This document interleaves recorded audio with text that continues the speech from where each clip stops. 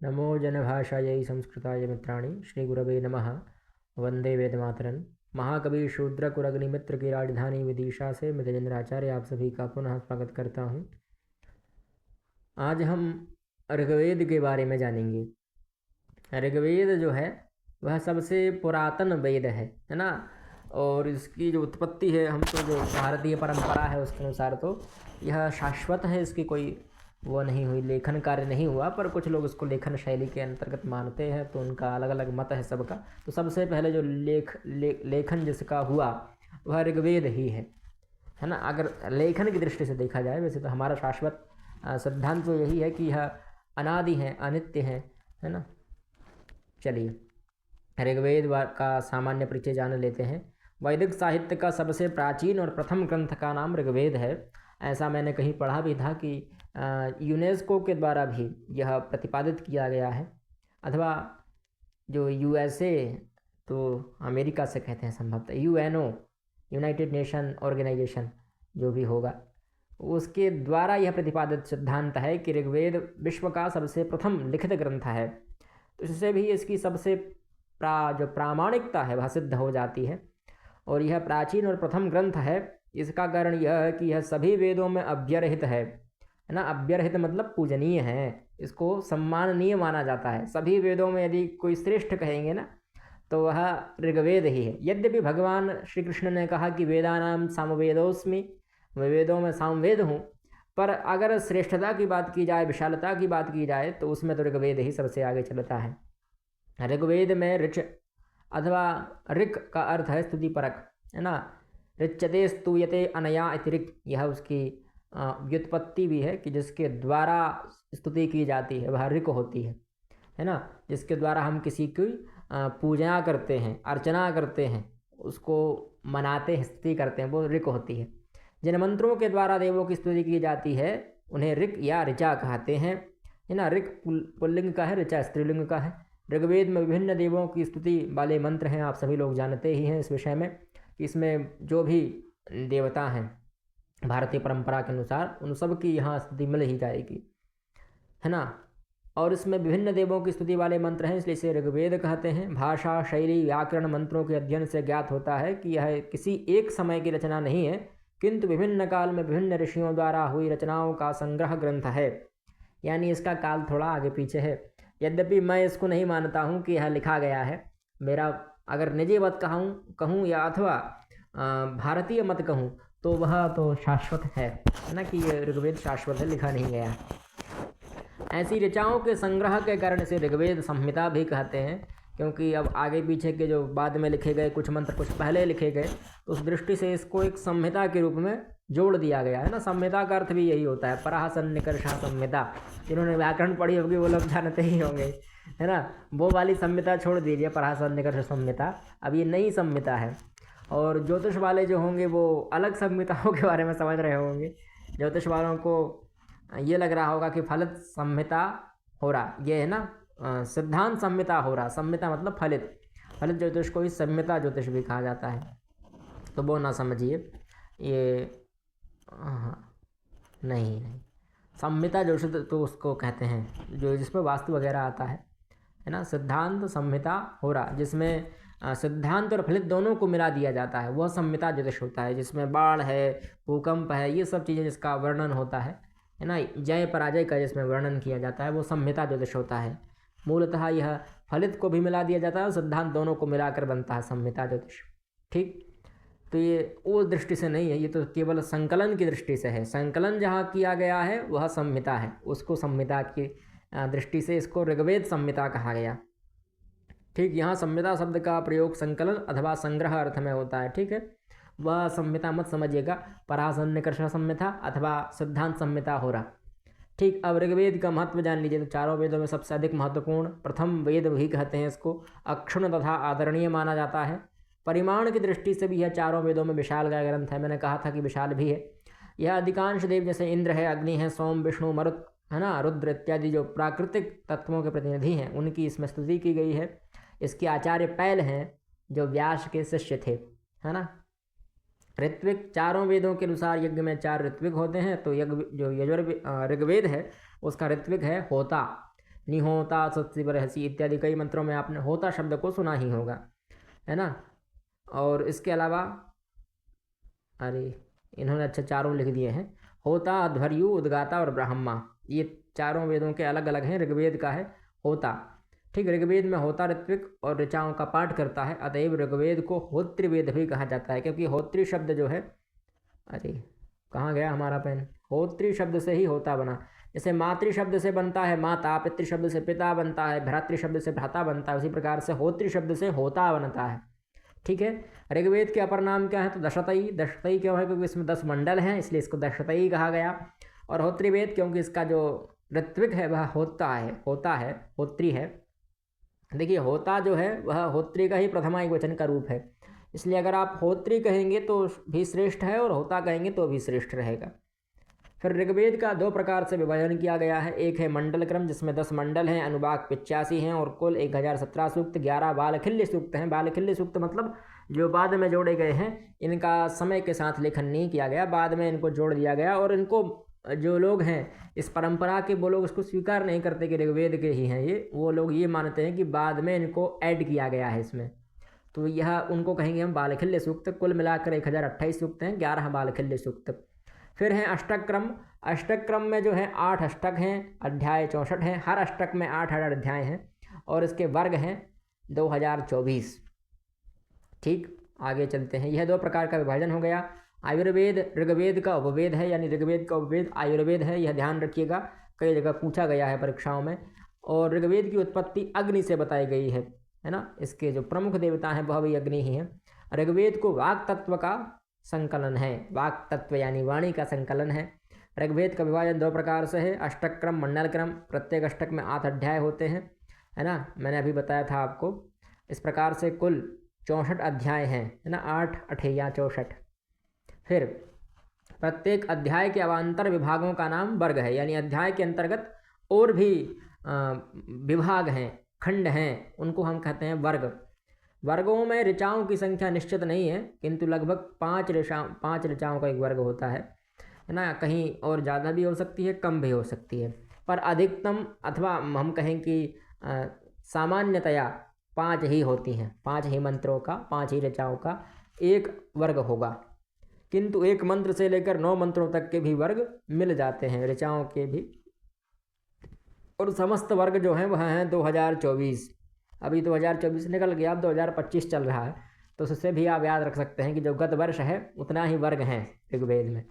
मंडल क्रम के अनुसार संपूर्ण ऋग्वेद जो है वह 10 मंडलों में विभक्त है, इसलिए इसको दशतई भी कहा जाता है, मैं बता चुका हूँ। प्रत्येक मंडल में अनुवाक, सूक्त और मंत्र हैं, है ना। ऋग्वेद के 10 मंडल में 85 अनुवाक हैं। ऋग्वेद में कुल सूक्त जो हैं वह हैं 1028 और 11 बालखिल्य सूक्त हैं, ठीक। ये ध्यान रखिएगा कितने बालखिल्य सूक्त हैं और कुल कितने सूक्त हैं। मंत्रों की संख्या जो है वह 10,580 है और 1/4 ये हम मानते हैं।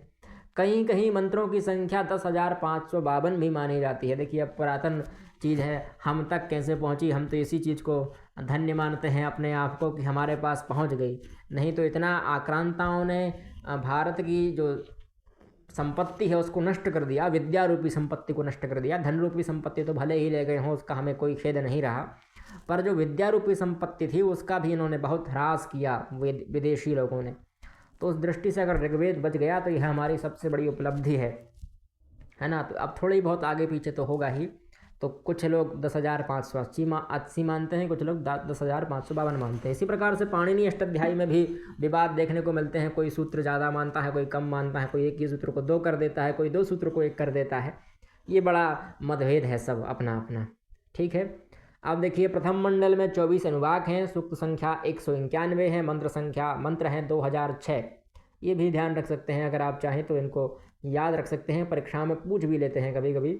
और प्रथम मंडल है उसका जो मुख्य ऋषि हैं वहाँ है मधुच्छंदा। इनके अलावा इसमें मेधातिथि और दीर्घतमा का भी वर्णन है, यानी मधुच्छंदा के ही जो गोत्र के लोग हैं अथवा उनके ही जो कहेंगे सगे संबंधी हैं, उनका ही उसमें ऋषि के रूप में रहेंगे वह प्रथम मंडल में। फिर द्वितीय मंडल में देखिएगा तो इसमें 4 अनुवाक हैं, 43 सूक्त हैं और 429 मंत्र हैं। और इसके जो प्रमुख ऋषि हैं वहाँ हैं गृत्समत, ठीक है, ये रखिएगा गृत्समत। फिर है तृतीय मंडल, इसमें 5 अनुवाक हैं, 62 सूक्त हैं और मंत्र हैं 617। इसके जो ऋषि हैं वह विश्वामित्र, और इसी में गायत्री मंत्र भी मिलता है। जो सबसे प्रसिद्ध कहें जिसको, जिस मंत्र को, वह गायत्री मंत्र भी इसी तृतीय मंडल में है ऋग्वेद के। फिर चतुर्थ में है 5 अनुवाक हैं इसमें और 58 सूक्त हैं, 589 मंत्र हैं, और इसके जो प्रमुख ऋषि हैं वो वामदेव हैं, है ना। वामदेव राम जी के भी कुल पुरोहित थे। फिर पंचम मंडल जो है वह उसमें है 6 सूक्त, क्या है ये, 6 अनुवाक हैं, और इसमें इसको ऊपर ही रखना पड़ेगा, लगभग 87 सूक्त हैं और 727 मंत्र हैं, और प्रमुख ऋषि जो हैं वह हैं अत्रि ऋषि। फिर इसके बाद आता है षष्ठ मंडल, इसमें 6 अनुवाक हैं, 75 सूक्त हैं और 765 मंत्र हैं, भरद्वाज इसके प्रमुख ऋषि हैं। फिर सप्तम मंडल, इसमें 6 अनुवाक हैं, 104 सूक्त हैं और 841 इसमें मंत्र हैं, और वशिष्ठ इसके प्रमुख ऋषि हैं। फिर अष्टम, इसमें 10 अनुवाक हैं, 92 सूक्त हैं प्लस 11 बालखिल्य सूक्त भी इसी में जोड़ दिए गए हैं, और 1716 मंत्र हैं इसमें।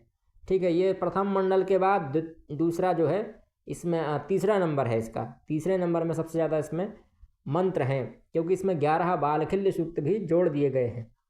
ठीक है, इसके जो ऋषि हैं वह हैं कण्व, भृगु और अंगिरस। ये 3 प्रमुख ऋषि इसमें दिखाए हैं। बालखिल्य सूक्त मैं आपको बता ही चुका हूँ क्या होते हैं, तो उन बालखिल्य सूक्तों को यहाँ जोड़ दिया गया है। फिर हैं नवम मंडल, इसमें 7 अनुवाक हैं, 114 सूक्त हैं, 1108 मंत्र हैं, और सोम और पवमान प्रमुख ऋषि हैं। फिर इसके बाद है दशम मंडल, इसमें 12 अनुवाक हैं, 191 सूक्त हैं और 1754 मंत्र हैं। ठीक है, ये दूसरे सबसे ज़्यादा हैं, 1754 यानी दूसरे सबसे ज़्यादा। प्रथम मंडल में सबसे ज़्यादा 2006 मंत्र हैं, क्षम्यताम, 2006 मंत्र प्रथम मंडल में है, और दशम मंडल में 1754 मंत्र हैं। इसके जो प्रमुख ऋषि हैं वह त्रित, विमत और श्रद्धा कामायनी, है ना। कुल मिलाकर 85 हो गए हमारे अनुवाक, 1028 सूक्त हो गए और 10,552 मंत्र हो गए हैं। ठीक है, अब ऋग्वेद में छंदो वर्णन यानी यदक्षर परिमाणम तच्छंदः, जहाँ अक्षर का परिमाण हो, अक्षरों की शैली लिखी जाए कि इतने ही अक्षर होंगे, उससे ज़्यादा नहीं हो सकते, उससे कम भी नहीं हो सकते, उसको हम कहते हैं छंद। वर्णों और अक्षरों की संख्या निर्धारित हो। ठीक है, आचार्य पिंगल के छंदशास्त्र को छंदशास्त्र का प्रणेता कहा जाता है, और उनका ग्रंथ भी है छंद सूत्रम। आप सभी लोग जानते ही होंगे, छंद एक वेदांग भी है, वहाँ पर भी आप लोगों ने इसका अध्ययन किया होगा जब मैंने इसको पढ़ाया था। मुख्य रूप से यहाँ 7 छंदों का प्रयोग किया गया है ऋग्वेद में, वो हैं गायत्री, उष्णिक, अनुष्टुप, बृहति, पंक्ति, त्रिष्टुप, जगति। ठीक है, इनके अलग अलग अक्षर भी हैं। गायत्री में होते हैं 24 अक्षर। इनके अलावा इनके और भी भेद मिलते हैं। एक अक्षर कम होगा तो कौन सा छंद होगा, 2 अक्षर कम होंगे तो कौन सा छंद, 1 अक्षर ज़्यादा होगा तो कौन सा होगा, ये सब और भी भेद हैं, वो सब हम कभी बताएंगे। तो इसमें 24 अक्षर होते हैं। उष्णिक में 28 अक्षर होते हैं, अनुष्टुप में 32 एक पाद में होते हैं, 8 अक्षर। आप अनुष्टुप को तो परिचित होंगे ही। बृहति में 36 अक्षर होते हैं, पंक्ति में 40 अक्षर होते हैं, त्रिष्टुप में 44 अक्षर होते हैं, और जगति में 48 अक्षर होते हैं। सबसे विशाल है जगति। इसको इस प्रकार से भी आप याद रख सकते हैं, गा, उ, आ, वी, ब्री, पा, त्रिजा। ये मैं तो खैर उचित नहीं समझता हूँ भाई, हम तो संध्या बंधन में प्रयोग करते हैं, तो गाय, तृष्णु, नष्टुप, विहत्ति, पंक्ति, त्रिष्टुप, जगत, छंदांश, अग्नि, उस दृष्टि से हम याद कर ही लेते हैं। तो हम इनको तो याद करते ही नहीं है, बस क्रम याद करने का तरीका है कि गायत्री में सबसे कम, फिर उससे ज़्यादा उष्णिक में, फिर अनुष्टुप में, फिर बृहति में, फिर पंक्ति में, फिर त्रिष्टुप में, फिर जगति में। ठीक, तो ये क्रम याद करने के लिए अच्छा है ना। इनमें 4-4 संख्या बढ़ती जाएगी। फिर ऋग्वेद की शाखाएं, महर्षि पतंजलि ने अपने भाष्य में लिखा कि 21 महावृच्यम। जो ऋग्वेद है उसमें 21 मतलब 21 शाखाओं का उल्लेख प्राप्त हुआ हमारे लिए महाभाष्य में। अब वर्तमान समय में तो इतनी नहीं मिल पाएंगी। चरणव्यूह के अनुसार वर्तमान में ऋग्वेद की जो शाखाएं हैं वो 5 हैं। कौन कौन सी? तो शाकल है, तो शाकल, फिर बाष्कल, फिर आश्पलायन, शांखायन, मांडुकायन। ये 5 प्रमुख शाखाएं वर्तमान में उपलब्ध हैं। और उसके बाद फिर वर्तमान समय में जो अभी हम लोग जी रहे हैं, इस समय तो केवल शाकल शाखा ही हमारे लिए प्राप्त हो रही है, बाकी सभी शाखाएं लुप्त हो चुकी हैं। अब उनका अस्तित्व नहीं रहा है, और कहीं हो भी तो इतने उसका प्रचार प्रसार नहीं है। फिर ऋग्वेद के ब्राह्मण ग्रंथ जान लीजिए, तो ऋग्वेद के संबंधित 2 ही ब्राह्मण ग्रंथ हैं। एक है आइतरेय ब्राह्मण और एक है कौशितकी ब्राह्मण, और ये दोनों कौशितकी को शांखायन ब्राह्मण भी कहते हैं, है ना। ये याद रख लीजिएगा, यही बहुत फेमस है, आगे भी ये काम में आएंगे। ऐतरेय और कौशितकी। ऐतरेय ब्राह्मण में 40 अध्याय हैं। प्रत्येक अध्याय में, प्रत्येक 5 अध्यायों की एक पंचिका है और प्रत्येक अध्यायों में कंडिकाएँ भी हैं। इसे खंड कहते हैं। 8 पंचिकाएँ और 285 खंड हैं।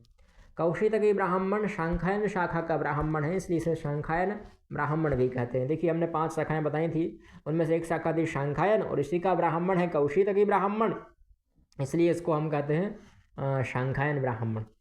फिर कौशितकी ब्राह्मण, इसमें 30 अध्याय 226 खंड हैं और प्रत्येक अध्याय में 5 से लेकर 17 तक खंड हैं। कुल खंडों की संख्या है 226। ठीक, ये सब आपको टेलीग्राम पर मिल ही जाएगा। नोट्स वगैरह की चिंता मत लीजिएगा और आप डाउनलोड भी कर सकते हैं। संभवतः गूगल पर भी उपलब्ध हो। वैदिक वाङ्मय परीक्षा दृष्टि संस्कृत गंगा से प्रकाशित है, अच्छी ग्रंथ है। नोट्स बनाने की आपके लिए आवश्यकता नहीं है। पुस्तक अगर आप मंगवा लें तो और अच्छी बात है, पर अगर आपको नोट्स बनाना है, पुस्तक मंगवाने की आप पैसा खर्च नहीं करना चाह रहे हैं तो आप नोट्स बनाइए, कोई दिक्कत नहीं है। फिर ऋग्वेदी आरण्यक, ऋग्वेद से संबंधित जो 2 आरण्यक हैं, आरण्यक ग्रंथ भी वही हैं जो अभी हम पढ़कर आए। ब्राह्मण ग्रंथ वही आरण्यक हैं, ऐतरेय और शांखायन। बस कौशितकी जो है उसको हटा दीजिए, उसकी जगह शांखायन जोड़ दीजिए, है ना। ऐतरेय में, ऐतरेय आरण्यक के 5 भाग हैं। इन भागों को आरण्यक या प्रपाठक भी कहते हैं। और शांखायन आरण्यक में 15 अध्याय हैं। फिर उपनिषद भी वही है। ऋग्वेद के 2 उपनिषद हैं, ऐतरेय और कौशितकी। और ऐतरेय के द्वितीय अध्याय के 4th खंड से लेकर 6th खंड तक का जो नाम है वह है ऐतरेय उपनिषद। ऐतरेय आरण्यक का ही एक अंश है ऐतरेय उपनिषद। ऐतरेय उपनिषद में भी 3 अध्याय हैं और कौशितकी उपनिषद में 4 अध्याय हैं। इतरा जो थी, एक कोई महिला हुई, विदुषी हुई ऋग्वेदिक काल में, उनके पुत्र का नाम था ऐतरेय, तो उन्हीं के नाम पर रख दिया गया इसको ऐतरेय ब्राह्मण। फिर ऐतरेय ब्राह्मण से ही ऐतरेय उपनिषद और फिर इसी प्रकार से ही आगे चलते आरण्यक वगैरह भी बन गए। अब कल्पसूत्र पर आते हैं। तो जिन ग्रंथों में यज्ञ संबंधी विधियों का समर्थन अथवा प्रतिपादन किया जाता है उनको हम कहते हैं कल्पसूत्र, है ना। कल्प और सूत्रात्मक होते हैं, इसलिए इनको कल्पसूत्र कहते हैं। कल्पसूत्र के अंतर्गत 4 प्रकार हैं, वह है श्रोत, गृह्य, धर्म और सुलभ। सुलभ में यज्ञादि चीज़ों के बारे में बताया गया है। धर्म में धर्म संबंधी, गृह में घर संबंधी और श्रोत में जो श्रोत स्मार्त कर्म हैं उनके बारे में बताया गया है। 2 श्रोत सूत्र हैं, एक तो आश्वलायन, इसमें 12 अध्याय हैं और एक है शांखायन, इसमें 18 अध्याय हैं। ठीक है, ये अध्याय वगैरह बहुत सारी चीज़ें आपको ध्यान में रखने की चीज़ें हैं जो रखनी ही पड़ेंगी आपको, कहीं ना कहीं भूल ना जाइएगा इन सबको। और नोट्स बनाएंगे, रोज़ पढ़ेंगे तो याद हो ही जाएंगे। कहीं ना कहीं आपको इनके नोट्स बनाने ही पड़ेंगे, बिना नोट्स के तो काम नहीं हो पाएगा। फिर ऋग्वेदीय 3 गृह सूत्र प्राप्त होते हैं। अभी हमने पढ़े थे श्रोत सूत्र, फिर हैं गृह सूत्र, एक है आश्वलायन गृह सूत्र, फिर है शांखायन गृह सूत्र, फिर कौशितकी गृह सूत्र। कौशितकी गृह सूत्र में है 5 अध्याय, शांखायन गृह सूत्र में 6 अध्याय और आश्वलायन गृह सूत्र में 4 अध्याय हैं। एकमात्र ऋग्वेदीय धर्मसूत्र है वशिष्ठ धर्मसूत्र अथवा वासिष्ठ धर्मसूत्र, है ना। इसमें भी 4 अध्याय हैं और ऋग्वेद का कोई शुल्भ सूत्र प्राप्त नहीं होता है। शुल्भ सूत्र से तात्पर्य जो यज्ञ की जो वेदियाँ वगैरह बनती हैं उनका परिमाण इत्यादि का जहाँ ज्ञान होता है वो शुल्भ सूत्र होते हैं। फिर प्रातिशाख्य, प्रातिशाख्य मतलब होता है व्याकरण ग्रंथ, सीधा सा अर्थ ये ले लीजिए। अगर जो प्रातिशाख्य होते हैं वो है व्याकरण ग्रंथ, इनमें बहुत सारी चीज़ें मिल जाती हैं व्याकरण की, है ना। किसी भी वेद के जो हैं व्याकरण संबंधी नियम क्या होंगे वह प्रातिशाख्य में बताया जाता है। तो ऋग प्रातिशाख्य जो है वह ऋग्वेद का एकमात्र उपलब्ध प्रातिशाख्य है और इसके रचयिता जो है वह शौनक हैं। ऋग्वेद प्रातिशाख्य जो है 3 अध्यायों में विभक्त है और प्रत्येक अध्याय में 6 पटल हैं, कुल 18 पटल हैं, है ना। 3 अध्याय हैं और 6 पटल हैं। हर अध्याय में तो 6 × 18 स्पष्ट हो ही गया कि 18 पटल हैं। ठीक, 3 अध्याय 6 पटल, 3 × 18। चलिए, अब ऋग्वेद के 2 शिक्षा ग्रंथ हैं, एक तो वशिष्ठ शिक्षा और एक पाणिनीय शिक्षा। ठीक, ये ध्यान रखिए, वशिष्ठ धर्मसूत्र भी है इसका और वशिष्ठ शिक्षा भी है इसकी। अब ऋग्वेद में जो वर्ण विषय हैं, यानी किस किस चीज़ का वर्णन हुआ है, वह यास्क के अनुसार ऋग्वेद की जो विषय वस्तु है वह धर्मनिरपेक्ष, धार्मिक और दार्शनिक सूक्त हैं। ठीक, धर्मनिरपेक्ष मतलब किसी पर धर्म का आक्षेपण ना करना, धर्मनिरपेक्ष हो गया। फिर धार्मिक, कुछ धर्म में ही संलग्न जो सूक्त हैं, धर्म के लिए कार्य में आते हैं, ऐसे सूक्तों के बारे में है। फिर दार्शनिक सूक्त जो भारतीय परंपरा के विचारों को बताते हैं कि हमारी किस प्रकार से हमारी मनोस्थिति है धर्म के लिए, वह बताते हैं दार्शनिक सूक्त। फिर है विंटर नीड्स के अनुसार काव्यात्मक गीत, पहला विभाग, फिर दूसरा यज्ञीय स्तुति, फिर तीसरा दार्शनिक सूक्त, चौथा है संवाद सूक्त, पांचवा धर्मनिरपेक्ष सूक्त और छठा है ऐन्द्रजालिक यंत्र। कुछ इसमें ऐन्द्रजालिक मतलब होता है तंत्र मंत्र टोटका वगैरह, तो उसके भी कुछ सूक्त मिल जाते हैं, तो उनके लिए छठा विभाग दिया है इन्होंने। इस प्रकार से ऋग्वेद जो है वह प्राचीन भारतीय साहित्य का महत्वपूर्ण ग्रंथ है, वर्तमान साहित्य का भी महत्वपूर्ण ग्रंथ है। विभिन्न देवों के स्तुतिपरक मंत्रों का संकलन ऋग्वेद में किया गया है। इस दृष्टि से ऋग्वेद का जो प्रतिपाद्य है वह देव स्तुति है ना। ऋग्वेद का जो मुख्य औचित्य है, मुख्य कार्य है, वह केवल देव स्तुति है, देवोपासना है, देवार्चना है, उसके अलावा कुछ नहीं। ठीक। ऋग्वेद के संपूर्ण विषय वस्तु को अनेक विद्वानों ने कई रूपों से विभाजित किया गया है। कुछ विद्वानों की दृष्टि से ऋग्वेद के सूक्तों को चार जो है श्रेणियों में, चार विभागों में विभक्त किया गया है। वो है पहला धार्मिक सूक्त, दूसरा दार्शनिक सूक्त, तीसरा है लौकिक सूक्त और चौथा है संवाद सूक्त। संवाद सूक्त भी इसमें मिलते हैं, जैसे पुररबा संबंध सूक्त है और वसी पुररबा यम यमी संवाद है। तो ऐसे कई इसमें संवाद सूक्त भी हैं, नदियों का और विश्वामित्र उनका भी है, नदी संवाद भी है। ऐसे कई इसमें संवाद मिलेंगे आपके लिए आगे। चलिए, ऋग्वेद का जो अधिकांश भाग है धार्मिक सूक्त है। धार्मिक सूक्त क्या होते हैं? तो ऋग्वेद के जो अधिकांश भाग है वह धार्मिक सूक्तों की श्रेणी में आता है। धर्म संबंधी जो सूक्त हैं, जिनमें हमारे धर्म के बारे में बताया गया है कि हमारे धर्म में क्या क्या चीज़ें हैं, है ना, वो धार्मिक सूक्त होते हैं, है ना। अब धार्मिक मतलब हमारे ही धर्म में क्या क्या चीज़ हैं। कोई देवता होंगे तो उनका स्वरूप कैसा होगा, उनके गुण क्या हैं, उनके अवगुण क्या हैं, वो क्या करते हैं क्या नहीं करते, उन्होंने क्या किया क्या करेंगे, ये सब चीज़ें जो हैं वो धार्मिक सूक्त के अंतर्गत आ जाती हैं। जैसे इंद्र सूक्त है, उन विभिन्न देवों की संबोधित करते हुए उनकी स्तुति की गई है और उनके गुण का बखान भी किया गया है।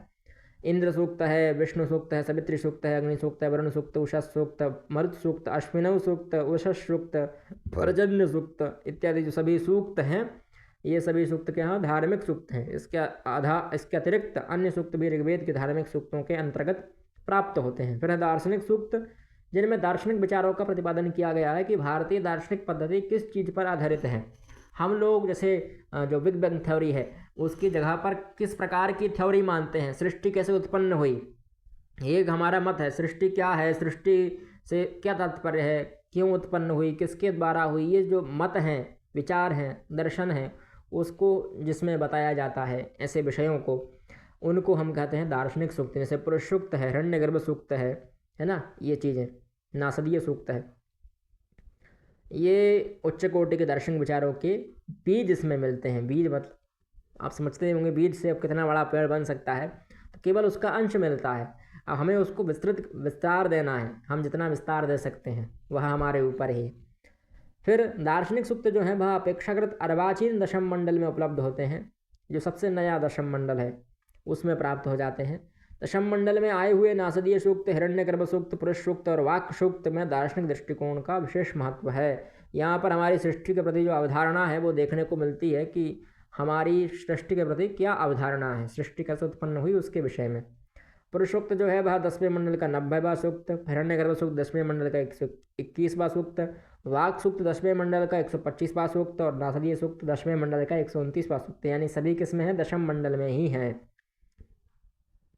नासदीय, पुरुष और हिरण्यगर्भ सूक्त सृष्टि उत्पत्ति सूक्त भी कहे जाते हैं, माने जाते हैं।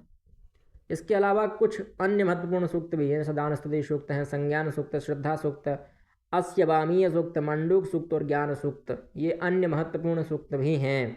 ये सब कुछ प्रथम में है, कुछ सप्तम में है, कुछ दशम मंडल में है। फिर लौकिक सूक्त, जिनमें लौकिक जीवन या दैनंदिन व्यवहार का हमें वर्णन मिलता है ना, जो हमारे जैसे हम लोग दिनचर्या में क्या करते हैं, लौकिक व्यवहार में किसी से किस प्रकार से चर्चा करें, क्या ना करें, वो सब का जहाँ वर्णन मिलता है वह लौकिक सूक्त होते हैं और यह अधिकांशतया दशम मंडल में ही मिलते हैं। जैसे विवाह सूक्त, इसमें विवाह संबंधी वर्णन है। फिर अक्ष सूक्त, इसमें पांसे का खेल का वर्णन है। सपत्नघ्न सूक्त है, शत्रु वाला सूक्त है ये, है ना, शत्रुओं को नष्ट करने वाला। औषधि सूक्त, औषधि संबंधी सूक्त है, ये आवर्तन सूक्त जो दशम मंडल में है। फिर है संवाद सूक्त, कुछ ऐसे सूक्त हैं जिनमें प्राचीनतम कथा साहित्य की प्रधानता है, उन्हें संवाद सूक्त कहते हैं। डॉक्टर ओल्डेनबर्ग ने संवाद सूक्तों को आख्यान सूक्त कहा है। आख्यान, आख्यायी का वही अर्थ होता है कि कोई कथा, कोई नाटक, कोई रूपक, कोई वंचन, है ना। डॉक्टर सिल्वा लेवी वॉन श्रोदर हर्टल का मत है कि संवाद सूक्त नाटक के अवशिष्ट अंश हैं।